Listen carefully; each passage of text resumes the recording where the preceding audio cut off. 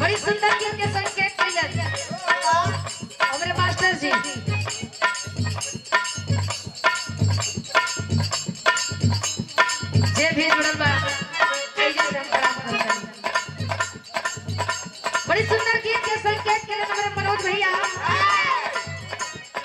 कोनो लड़की के कोनो लड़का फंसावे के कोशिश करता है प्यार में हो प्यार में हम कहीं के मछली के जाल में नहीं प्यार में है ना सीटी ना दे भैया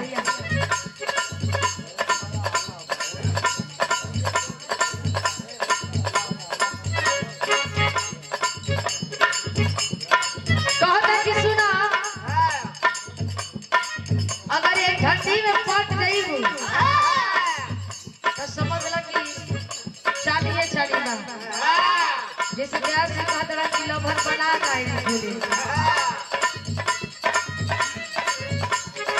वैसे ही वो लड़का कहता का कहलस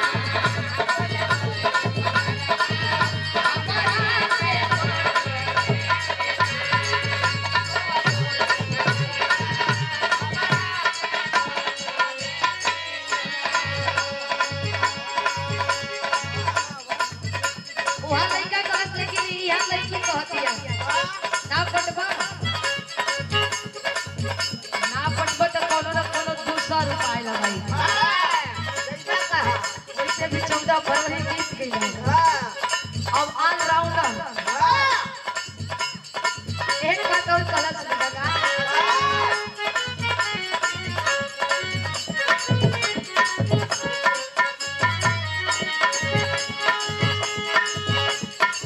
जब के हाथे तब याद फूल झरे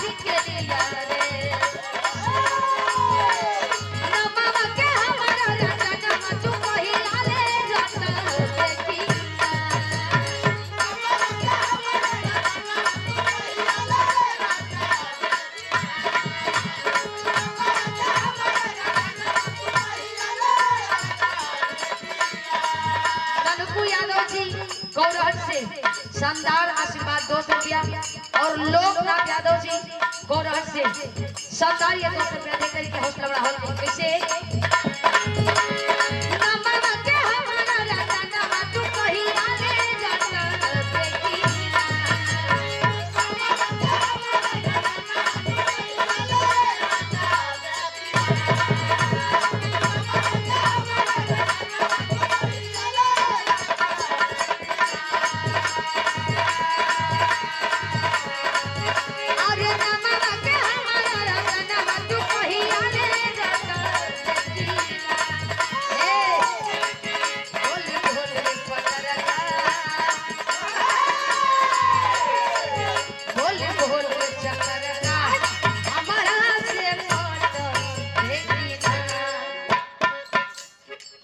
तो हर कुछ हो गया ऐसे ना तब कैसे वीडियो कॉल में अब आनर हुआ इतना कैमरा लगल है।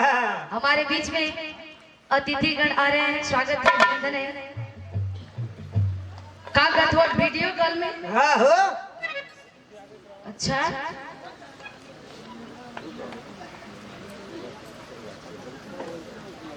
और सम्मानित युवा शक्ति संघ राष्ट्रीय अध्यक्ष साहब जी, सम्मानित हमारे गार्जियन जी सुनील यादव जी का आगमन हुआ है। तभी जोरदार ताली बजा के सम्मान करिए। वाह क्या बात है, हमें ही पता चला कि यहाँ नेताजी जरूर आई। हम जब दूसर का वहाँ का कार्यक्रम करके आईली ना तबे पता चला कि नहीं नेताजी का वहाँ आवागमन होई। अब बेसब्री से इंतजार भी रहा। स्वागत बा, अभिनंदन बा। तू काहे रोक डाला तो आर का रीजन बा। हाँ वो देखलू हो कि हिलावल ना हाँ तब तू हिलावा बिना हिलोले ना मन बा। हाँ हिलैया लेकिन गिरैया मत। का ना गिरे अरे मैं कवा भैया अब बस कर अब रह दा ये गिरे वाला ना देखो तो कितना वजन है। आ गिरियो जाई तो तार समरौले ना समझी। हाँ अरे गिरी तो बहे लगी।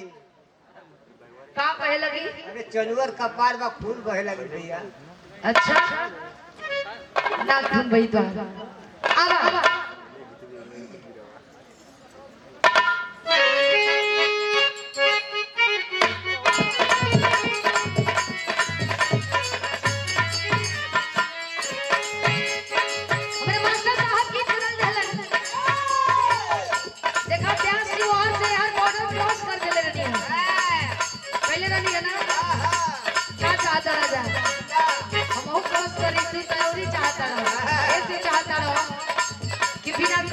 भागे लगाता है ना।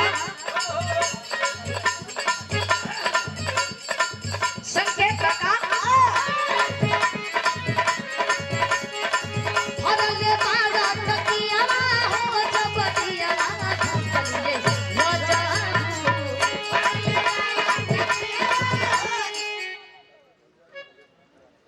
हरिहरपुर दरारा से सम्मानित अभिभावक जी डॉक्टर वीरेंद्र यादव जी, भगवान के दूसरा रूप बोली आप लोग। आशीर्वाद बहुत रुपया देकर सम्मान के लिए कोट कोट अभिनंदन खुद बंदन का।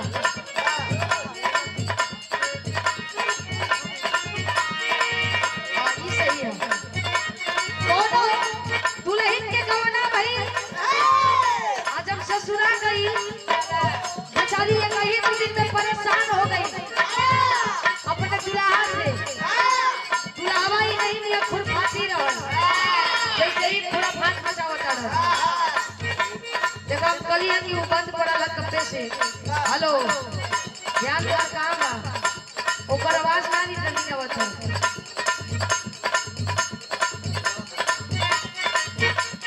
मतलब फूल खून खींच लाला तब जोड़े चलना।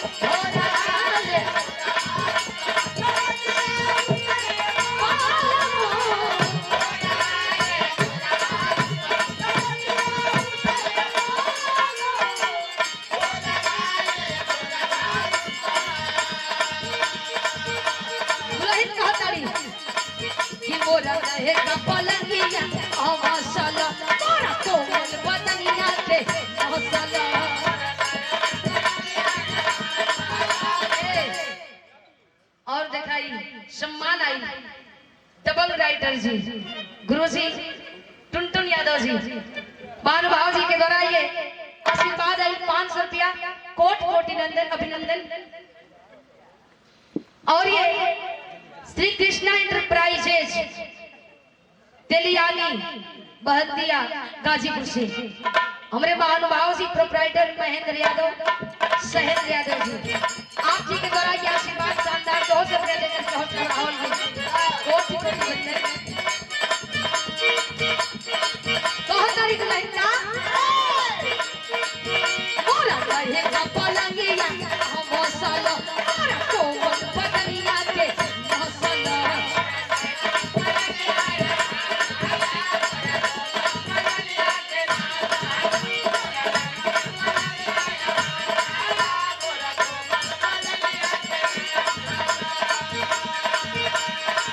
रात भर माजा ले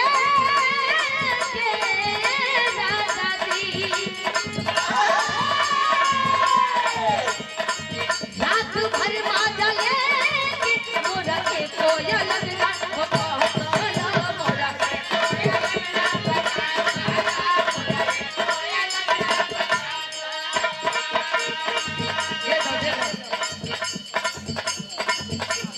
और ये हमारे बड़के भैया छोटू लाल गुलाटी वाले बिरहा के बहुत सुंदर कलाकार वाले आप बड़ा कम समय में चर्चा में भी वाली बड़ा सुंदर गुलाटी भी मारे लगे भैया। इनकर परफॉर्मेंस से जगह ना हो सके वो हस्ती सम्मान के लिए है ना आराम से हमारी हाथ गोड़ ना भी करे सम्मान के लिए हमने बड़के भैया ये पुष्प में गुथा हुआ स्नेह और 50 रुपए देने के बाद धन्यवाद।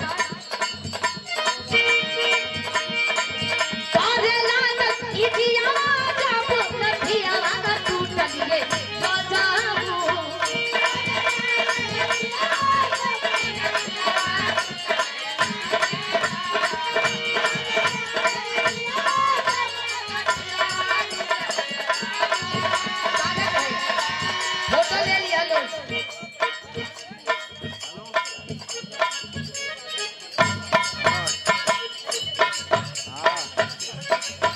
बोला सुना थी।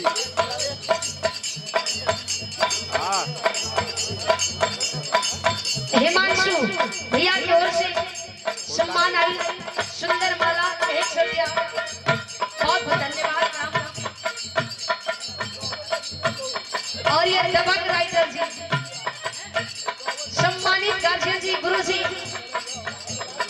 टुटुल यादव जी आशीर्वाद देंगे पुनः ये 500 रुपया देकर के सम्मानित करेंगे बहुत बहुत धन्यवाद।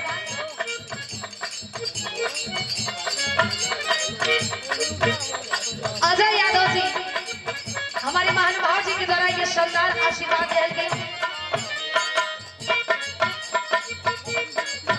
और लालू यादव जी भैया की ओर से सम्मानित पंखुड़ियों को उठा हुआ स्नेह रुपया देकर के सम्मान करेंगे।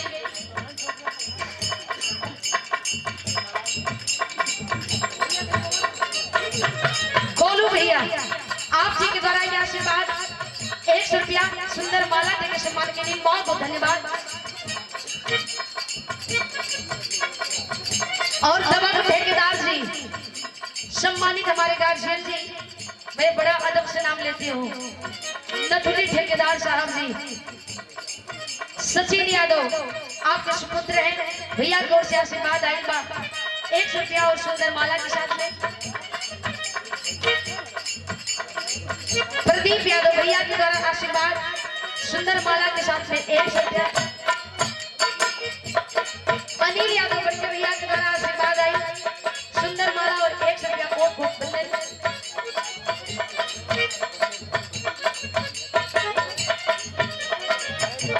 अच्छा सम्मानित गार्जियन जी एक्स फौजी साहब जी बसंत यादव पप्पू जी के भतीजा मुकेश यादव भैया के द्वारा आशीर्वाद शानदार 200 रुपया देकर के माला देकर सम्मान के लिए बहुत बहुत धन्यवाद। तुलाई कहा ताली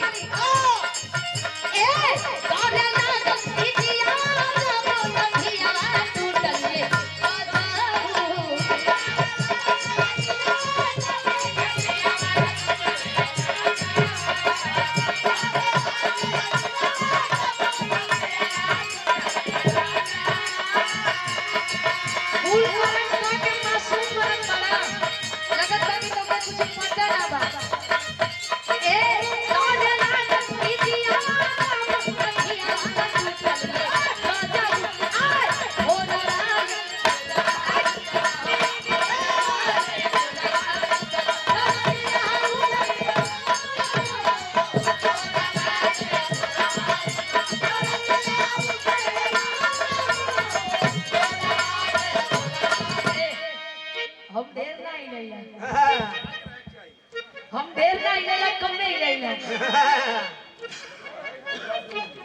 जना में रस मिले। और सम्मानित राजन जी दया शंकर यादव जी आप महानुभाव जी के द्वारा 100 रुपया देकर ये शानदार 500 रुपया देकर सम्मान की गई। और सम्मानित हमारे गार्जियन जी एक्स फौजी साहब जी बसंत यादव पप्पू जी आप महानुभाव जी के द्वारा पुनः ये 500 रुपया देकर के आशीर्वाद हौसला होगी। अच्छा बदल लगा वो लगा लगा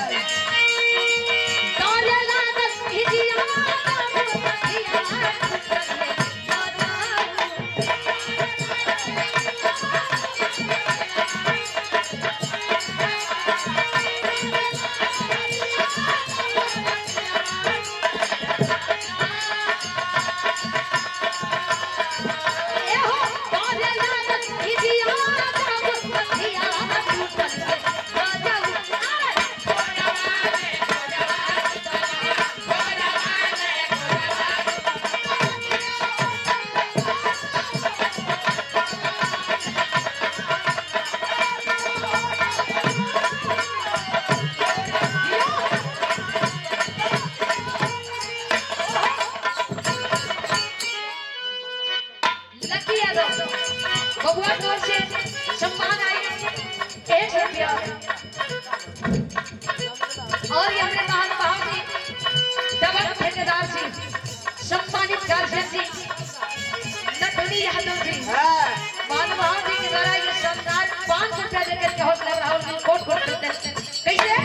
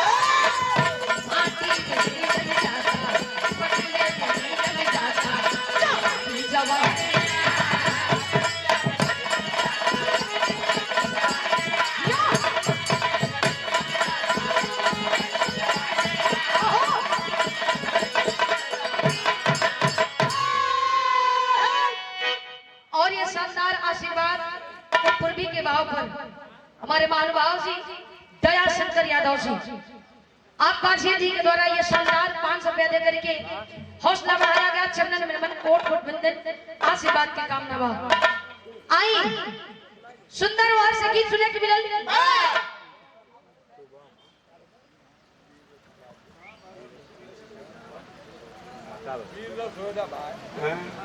धीरज